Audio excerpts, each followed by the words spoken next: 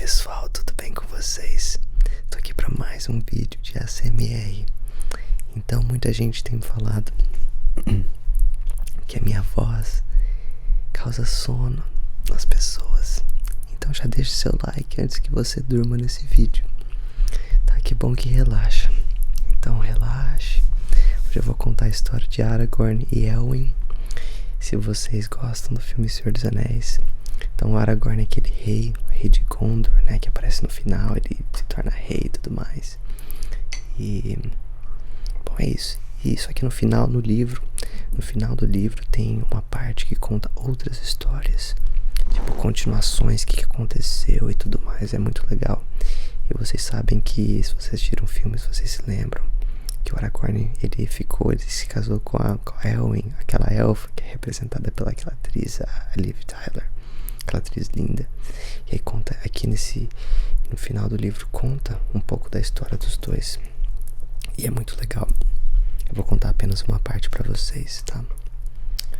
Eu trouxe aqui uns oatmeal que chamam, tipo um cereal bem gostoso. Quer? Não, é meu. Então tá. Então aqui vai contar um pouco da história do Aragorn. É bem legal essa história. Por quase 30 anos, Aragorn trabalhou na causa contra Sauron. Ele tornou-se amigo de Gandalf, o sábio, do qual ganhou muita sabedoria. Com ele fez muitas viagens perigosas, mas enquanto os anos se passavam, viajava sozinho, com mais frequência. Seus caminhos eram longos e difíceis, e ele assumiu uma aparência rústica, a não ser quando casualmente sorria. Mesmo assim, os homens o consideravam digno de honra, como um rei no exílio, nos momentos em que ele não escondia sua verdadeira aparência, pois ele circulava sob muitos disfarces e obteve a fama sob muitos nomes. Cavalgou com o exército dos Rohirrim, lutou para o Senhor de Gondor por terra e mar, e depois, na hora da vitória, desapareceu para não ser mais visto pelos homens do oeste, e viajou pelo distante leste e pelas profundezas do sul, explorando os corações dos homens bons e maus e revelando os planos e estratégias dos servidores de Sauron. Assim, acabou se tornando o mais resistente dos homens vivos, habilidoso em seus ofícios e erudito nas tradições. Apesar disso, era mais do que eles, pois tinha a sabedoria dos elfos, e havia uma luz em seus olhos que, quando se acendia, poucos podiam suportar. Seu rosto era triste e austero, por causa do destino que lhe fora imposto, e apesar disso, a esperança sempre morou nas profundezas do seu coração, do qual a alegria às vezes jorrava como uma fonte que jorra de uma rocha. Veio acontecer que, aos 49 anos de idade, Aragorn estava retornando de perigos nos escuros confins de Mordor, onde Sauron passara a morar de novo, ocupando-se do mal.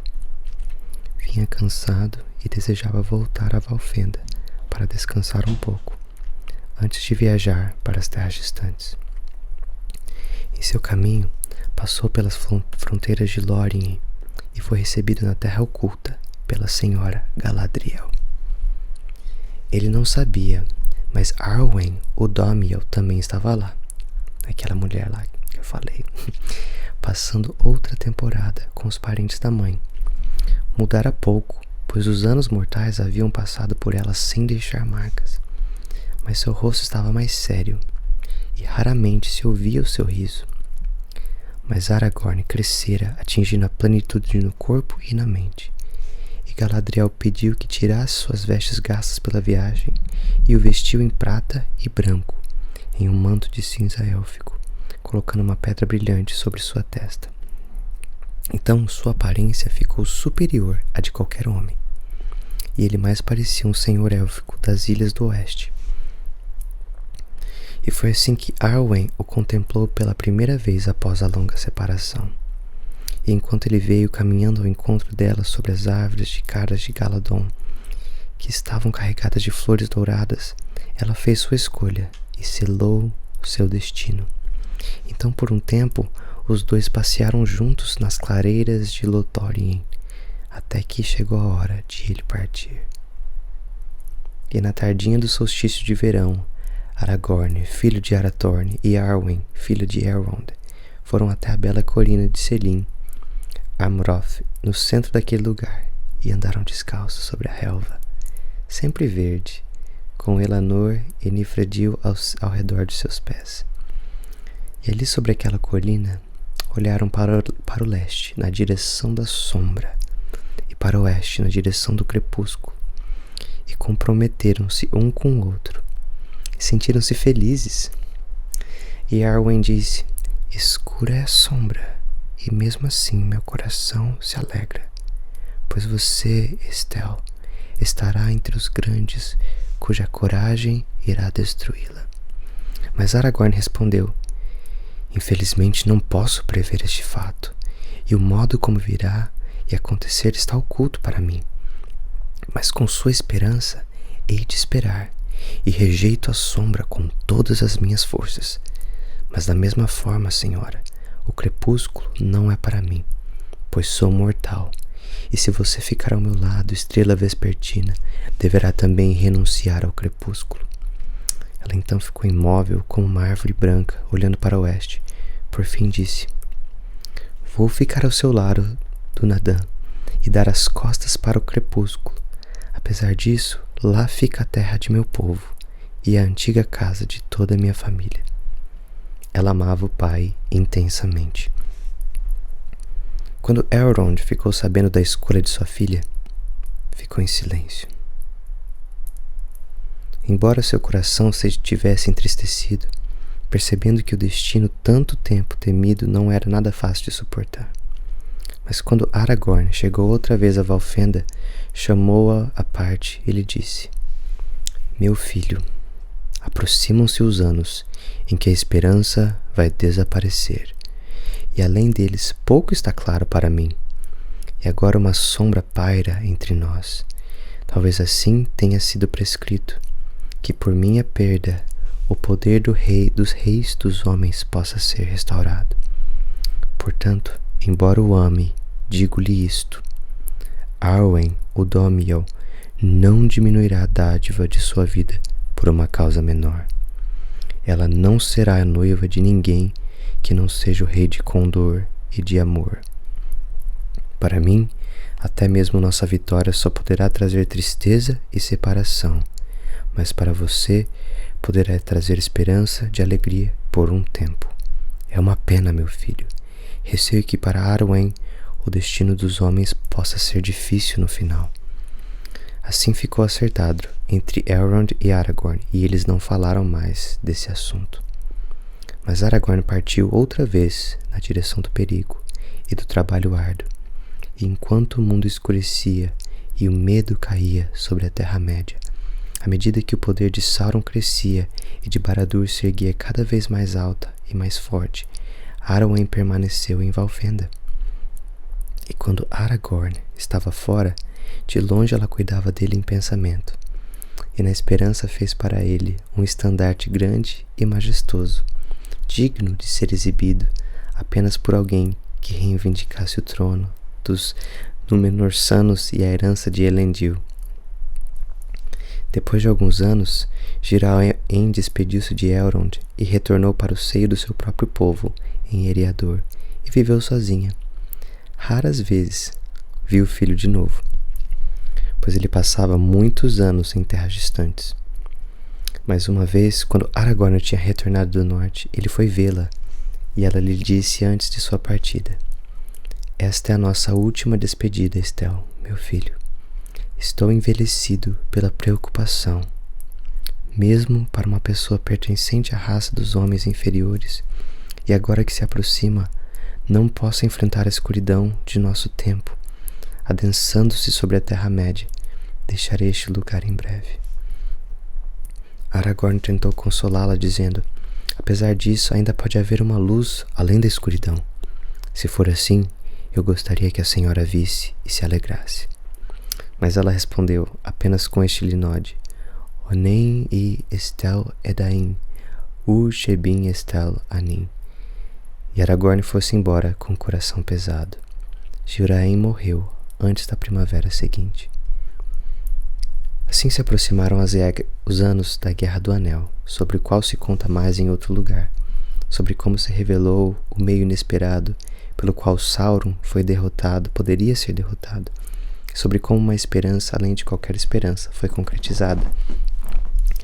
E aconteceu que na hora da derrota, Aragorn surgiu do mar e desfraldou o estandarte de Arwen na Batalha dos Campos de Pelennor.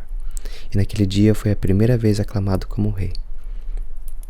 E por fim, quando tudo estava consumado, ele assumiu a herança dos seus antepassados e recebeu a coroa de Condor e o cetro de amor. E no solstício de verão do ano da queda de Sauron, ele tomou a mão de Arwell Udomiel e os dois se casaram na Cidade dos Reis. A Terceira Era terminou em vitória e esperança. Apesar disso, melancólica entre as tristezas daquela era foi a despedida de Arwen e Elrond, pois os dois foram separados pelo mar e por um destino que ultrapassava o fim do mundo, quando o grande anel foi desfeito e os três foram despojados do seu poder. Elrond, por fim, ficou cansado e abandonou a Terra-média para nunca mais voltar. Arwen se tornou uma mulher mortal. Mas apesar disso, não era o seu destino morrer até perder tudo que ganhara. Como rainha dos elfos e dos homens, ela viveu com Aragorn por 120 anos em grande glória e felicidade. Mas por fim ela sentiu a aproximação da velhice e sabia que seu tempo de vida estava se esgotando, por mais longo que pudesse ter sido.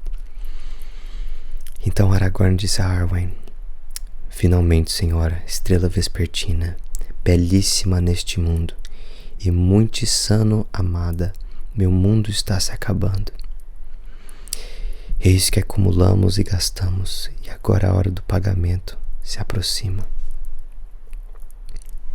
Dei esperança aos Dúnedain, não guardei nenhuma esperança para mim." Arwen sabia o que ele pretendia, tendo previsto isso tudo muito antes. Não obstante, foi derrotada pela tristeza. Então iria meu senhor, antes do seu tempo, abandonar seu povo que vive graças ao seu comando, disse ela. Não antes do meu tempo, respondeu ele, pois se não for agora, deverá ir em breve, à força. E Eldarion, nosso filho, é um homem maduro para o trono. Então, dirigindo-se para a casa dos reis, na rua silenciosa, Aragorn deitou-se no leito que lhe fora preparado. Ali disse adeus a Eldarion. Entregou-lhe nas mãos a coroa alada de Gondor e o cetro de amor. Depois todos o deixaram, com exceção de Arwen, que ficou sozinha ao lado do leito. Com toda a sua sabedoria e nobreza, ela não pôde evitar de implorar que ele ficasse ainda por mais um tempo. Ainda não estava cansada de seus dias e assim provou o gosto amargo da mortalidade que assumira para si. Senhor Udomiel, disse Aragorn, a hora é realmente difícil, mas ela foi feita no mesmo dia em que nos encontramos, sob as bétulas brancas no jardim de Elrond, por onde agora ninguém caminha, e sobre a colina de Serim Amroth, quando rejeitamos tanto a sombra como o crepúsculo. Foi este o destino que aceitamos. Aconselhe-se consigo mesma, minha amada, e pergunte se realmente gostaria que eu esperasse até mirrar e cair do meu alto trono, sem virilidade e sem razão. Não, senhora. Sou o último dos Númenóreanos, o último rei dos dias antigos. A mim foi concedida não apenas uma longevidade 3 vezes maior que a dos homens da Terra-média, mas também a graça de ir quando quisesse, devolvendo a dádiva. Agora, portanto, vou dormir. Não lhe direi palavras de consolo, pois não há consolo para uma dor assim nos círculos do mundo. A escolha suprema se coloca diante de você.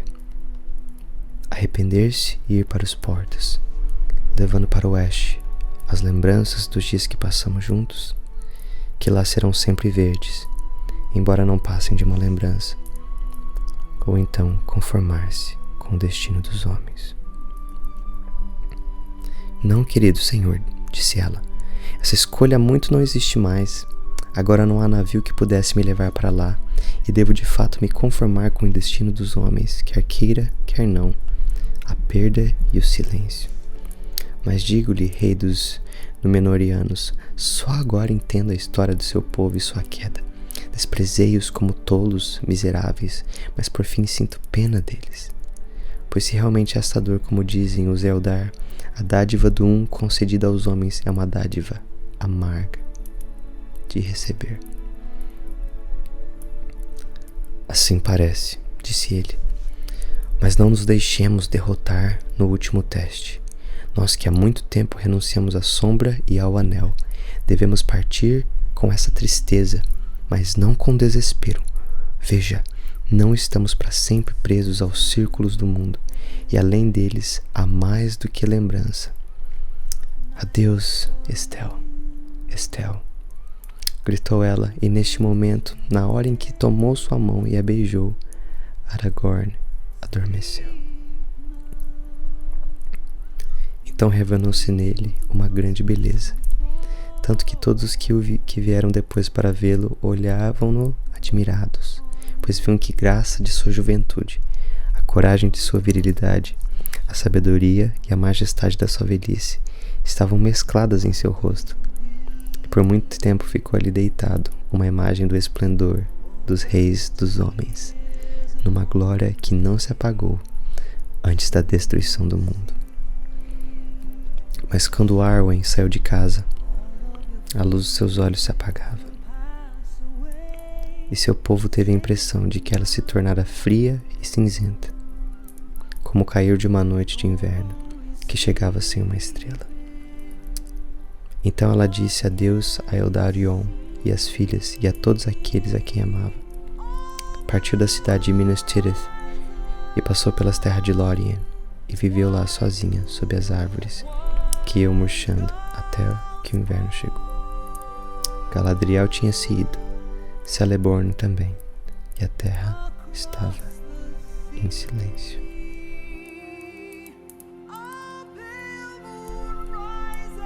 Então, por fim, quando as folhas de Maelon estavam caindo, mas a primavera ainda não chegara, ela se deitou para descansar sobre Serim Amroth.